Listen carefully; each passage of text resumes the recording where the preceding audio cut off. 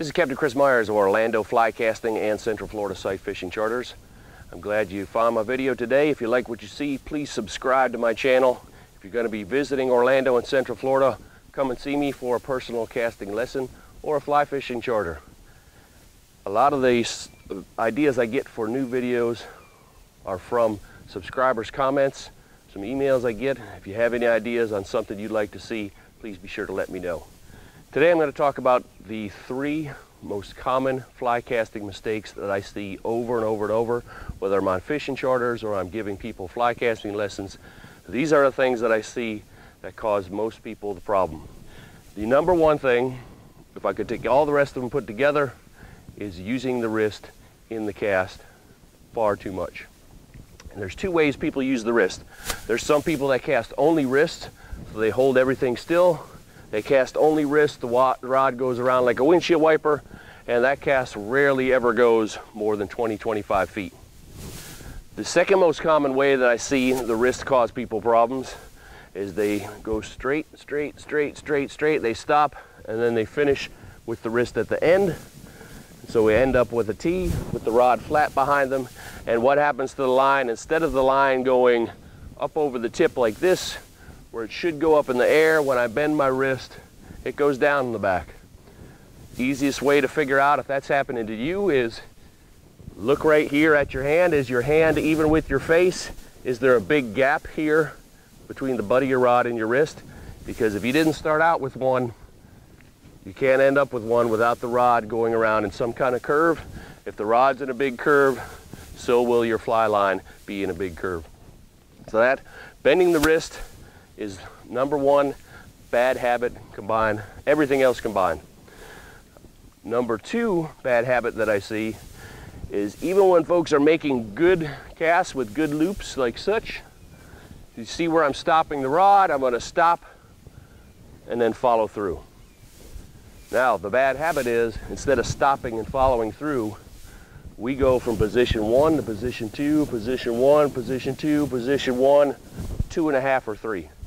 So instead of the rod stopping out here, allowing the loop to form and then following through, the bad habit is following through straight to the water. So if you're ending up with your rod parallel to your waist as your final stop, and it would look like this. Cast, cast, cast. Now I'm going to let it go.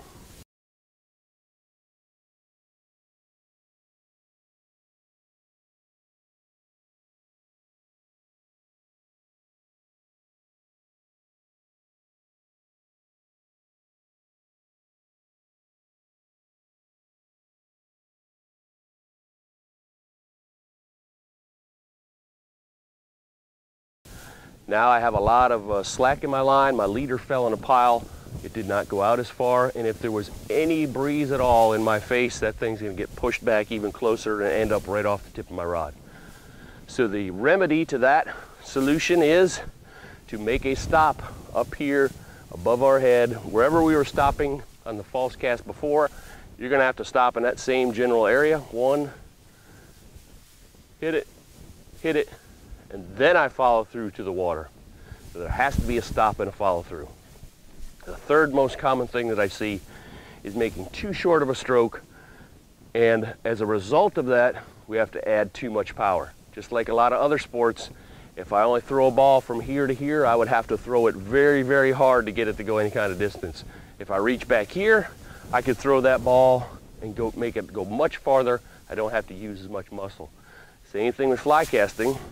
If we can move that tip from way back here to way out here to way back here, I'm moving that tip a long way. If my stroke is only this, now I have to do it a lot harder to get it to go. Not only does it make me more tired, makes my arm tired, but I'm going to start getting closed or tailing loops. If you're not familiar with what that is, you can check out my fly casting video on the tailing loop, but it looks like this. And it causes knots in your leader, causes your hook to catch on your line, causes all kind of problems with distance and accuracy. Too short of a stroke, too much power. See, look down at your hand. Is your hand only moving? Video yourself. Is your hand only moving this far, or is your hand moving and therefore the tip of your rod moving this far. My hand's moving from behind my body to in front of my body, and I'm only casting 35 feet here, because if I went any farther I'd be in the trees. But for a longer cast I might reach way back here, way out here. So longer stroke means less power. See if any of those apply to your casting. If you're having some problems with your fly casting, check out every one of those. I have an additional video that'll tell you in detail how to address, identify, and correct this problem. Thanks again. Please subscribe. If you got any other fly casting ideas you'd like, or tips that you'd like to see me talk about, please let me know.